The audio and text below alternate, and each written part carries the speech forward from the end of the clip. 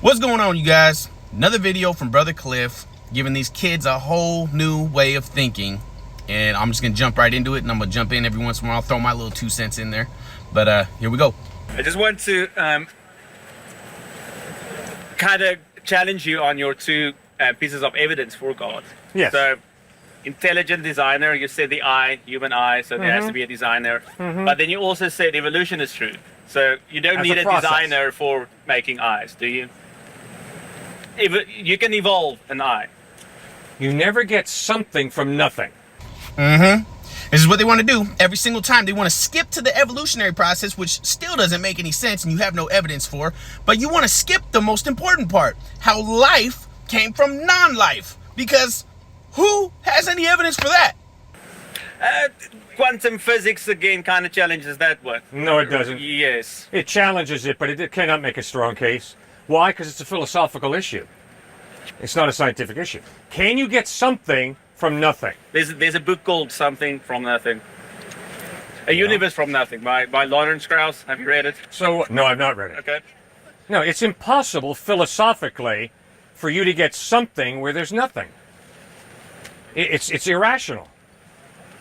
The only thing that comes from nothing is nothing. You never get something coming from nothing. Second point is, where is the creative mechanism in evolution? The creative mechanism in evolution does not exist. There is no creative mechanism in evolution. Is there? There's 2 points. There's the evolution and making an eye, and then there's the universe from nothing. That's two kind of separate arguments, right? Yeah, one is design, and the other is something from nothing. Yes. Two different arguments, yes. Okay. So, something from nothing.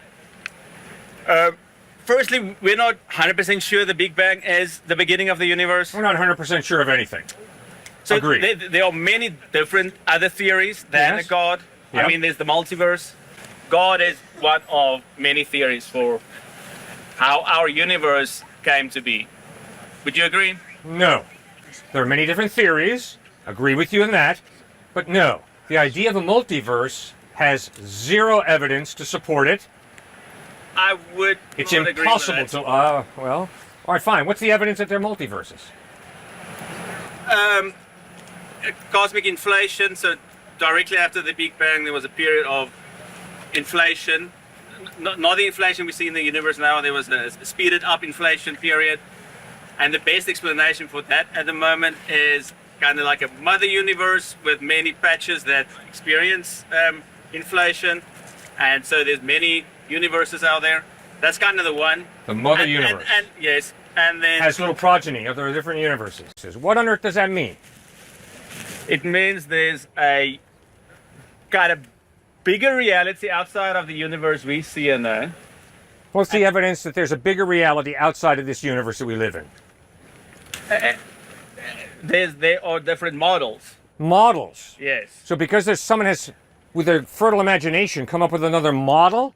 Like the God hypothesis. Yes, that's also just a model. No, it's not. It is based on my experience of reality, which is you don't get order and design by accident. Yeah, This but BMW is you not a do. result of an explosion in a junkyard. No. Shakespeare's plays are not a result of an explosion over a computer or from monkeys tapping on the computer.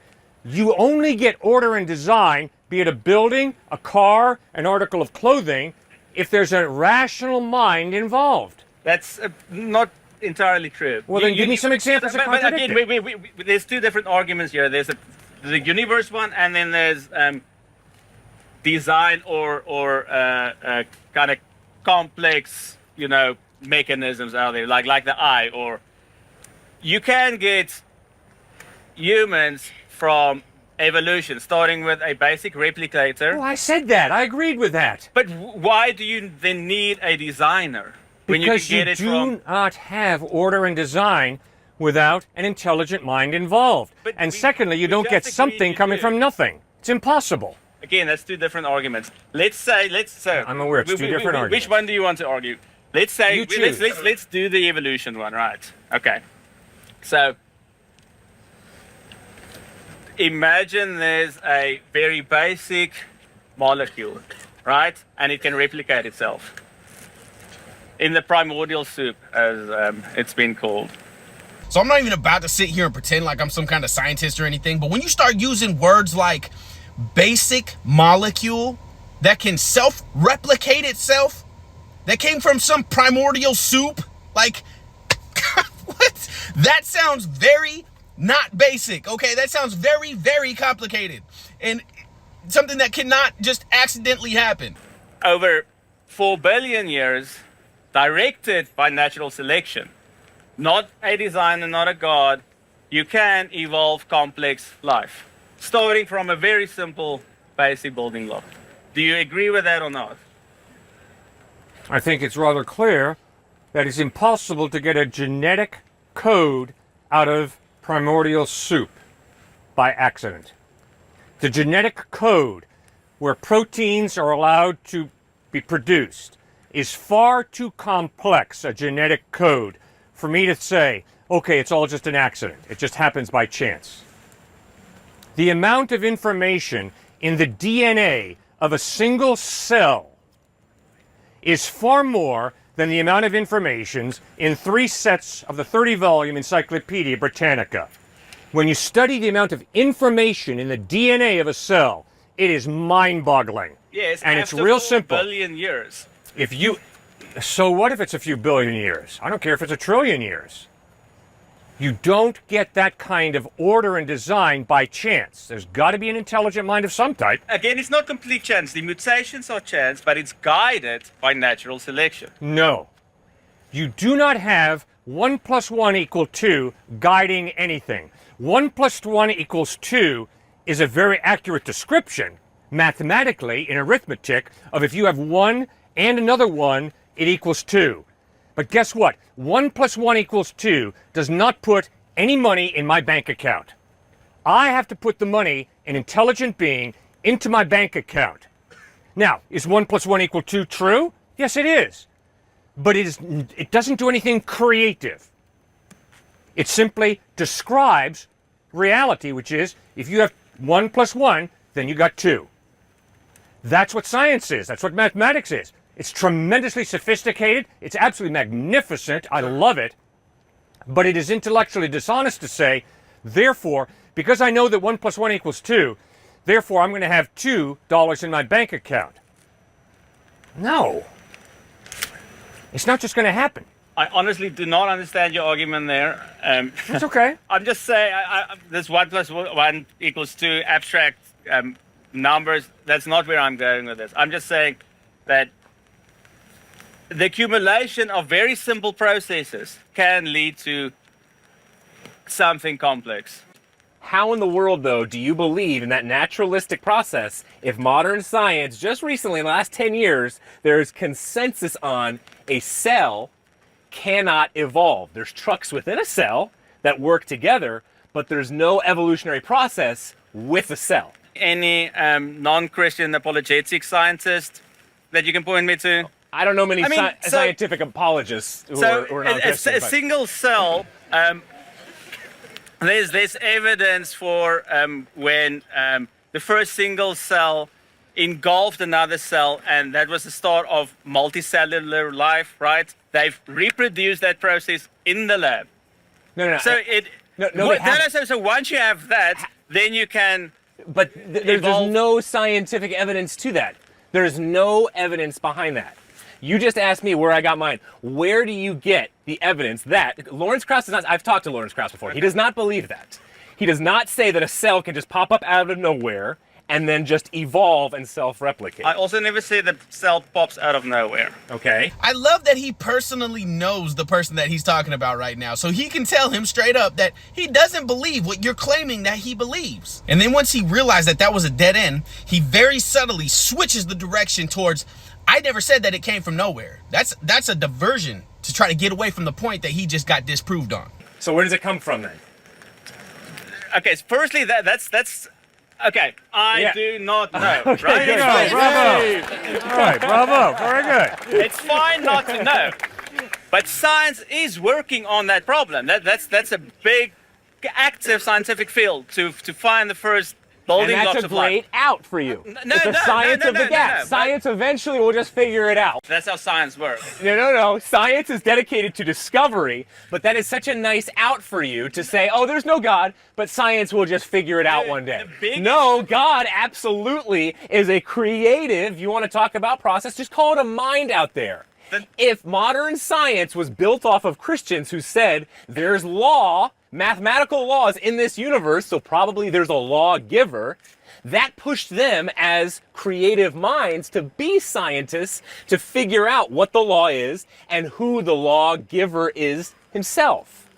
Okay. Call that a mind, call that a transcendent source, call that a higher power, but it's something outside of space and time because they knew something had to create space and time. It couldn't just pop up out of nowhere. A cell couldn't just pop up out of nowhere.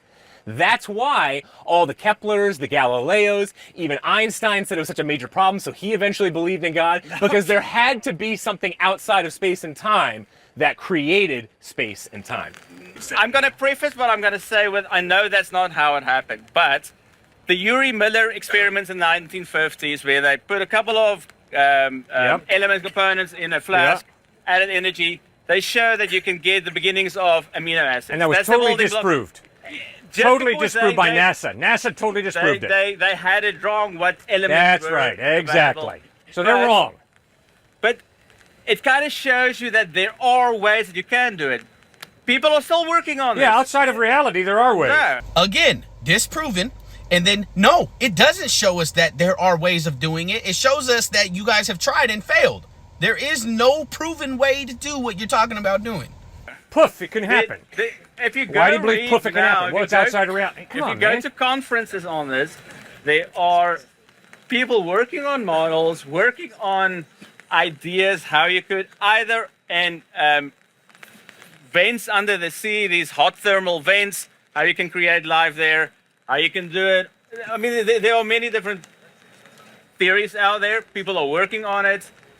But see, this is all you're saying. Just have faith that we will find Exactly, the you answer, just right? have faith. Science. Finally, somebody that finally admits that that's exactly what it is. It's faith. You have faith in this false belief system that has no real evidence. It's a religion. It's a false religion. Science of the gaps. That's what that's called.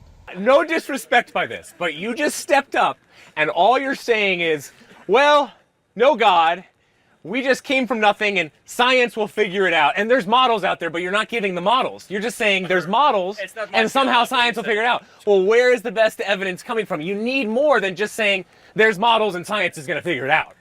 I need more than that. You see that? A couple of years ago, we didn't even know there were other galaxies. Should we just have assumed, let's not do science. Science is never going to find. Let's just believe that we're the only. Studying. We should keep on doing science, asking questions and finding the answers, right? If you can buy fully into that, so no God, there's no objective purpose, you came from nothing, there's no meaning in your life, you're going nowhere, you're just going to the grave, and that's all. So you need to buy into, I'm glad you brought up Lawrence Krauss and your boys, Dawkins and Hitchens and all of them.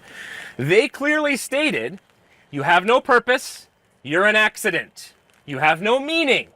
You make up how you want to treat other people. Ultimately, it's all about just propagating the gene pool, survival of the fittest. So if you want to sleep with somebody else's wife, if that's going to get you ahead, you go ahead and do that. And just don't let them figure it out. But in terms of it being consistent with your theory, in terms of survival of the fittest, strong eat the weak, and I want to propagate my own genes, Genghis Khan, just go ahead and sleep with your friend's wife.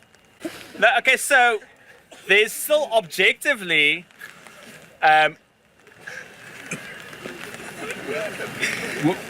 let me say it like this. I don't think there's objective morality, but we do create morality because there's a better strategy for survival.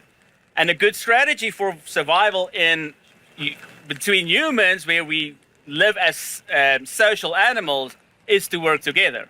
So me not sleeping with my friend's wife is because we have social rules for the flourishing of humanity. It's better to work together than against each other. So the only reason why you're not sleeping with your friend's wife is just because you kind of want to work together from an evolutionary perspective. That's what's holding you back? Well, depends what is my friend's wife. Look, depends my friend. What friend are we talking about? Can I turn this against you again quickly? What about slavery? Is slavery wrong? Absolutely yes. Does the Bible say it's wrong? Absolutely yes. Please tell me where. It starts in Genesis chapter 1. God created man in his own image. In the image of God he created him. Male and female he created them.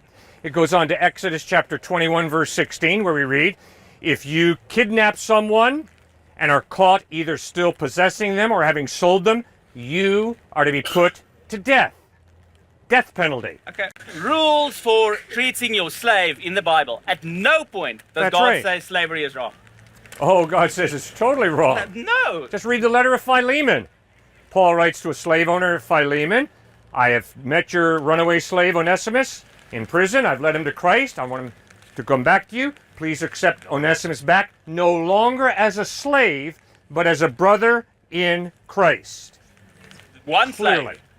One slave was free. Galatians 3:28. There's neither slave nor free, for all are one in Christ Jesus. Why do you think William Wilberforce? Why do you think Frederick Douglass? Why do you think all of these different actors who are Christians led the abolishment of slavery? Why do you think they did that? Especially Frederick Douglass. He was a slave himself. He was beat endlessly. And yet he took the Bible and he said, we're going to go after this and attack slavery because of what Jesus Christ and Paul stood because for. we are more moral than the Bible.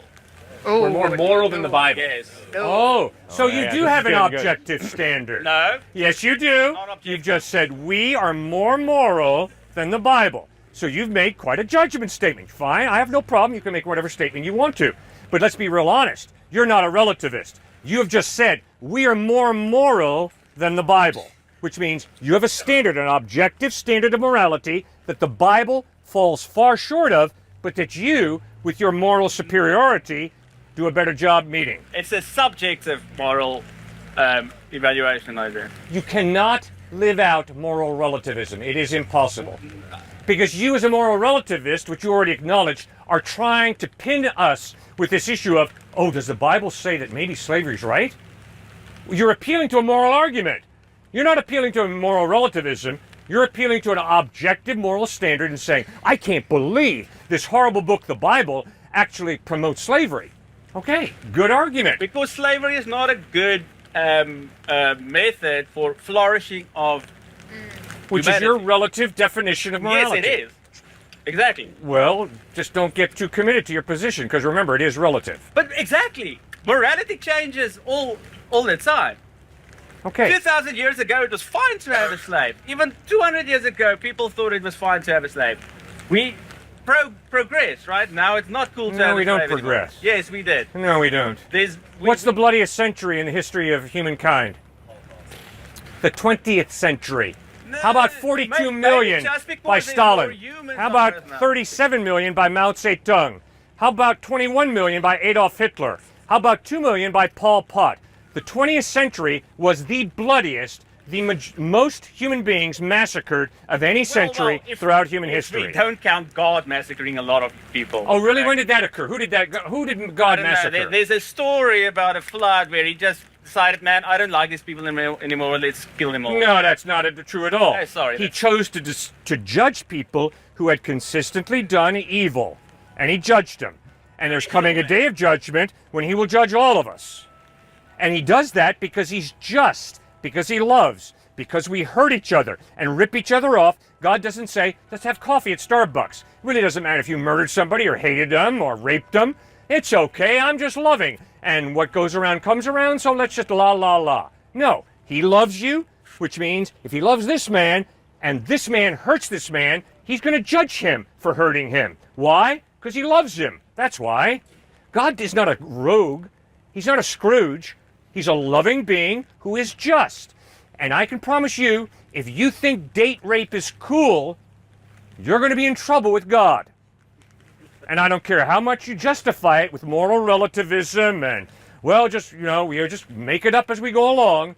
No, God says, You treat people as valuable human beings because they're not just hunks of primordial slime evolved to a higher order. They're human beings created in the image of God. And so why aren't you pro-eugenics, or are you?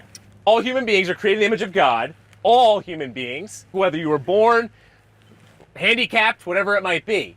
Those who are a suck on society based off of your evolutionary morality, why wouldn't you say eugenics is a good thing?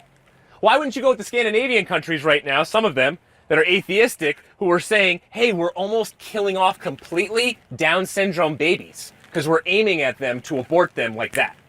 All of that makes sense from your evolutionary perspective, does it not? So, again, a lot to unpack here. Not really. Either everyone's created in the image of God and they all have equal worth, or they're not, from the evolutionary perspective. I can choose to also treat everyone equally without believing in a God. I grant you a right to life. I grant you rights because that's the same I want for myself. And you can change that whenever you'd like. Hitler, for example, he bought into Nietzsche's slave morality and understood that ain't gonna get me anywhere. So everyone who has value is Aryan now. And he turned Jesus into a blonde-haired, blue-eyed man. So you could do that yourself too, Yes, if you're gonna instate morality. I can, but I don't want to.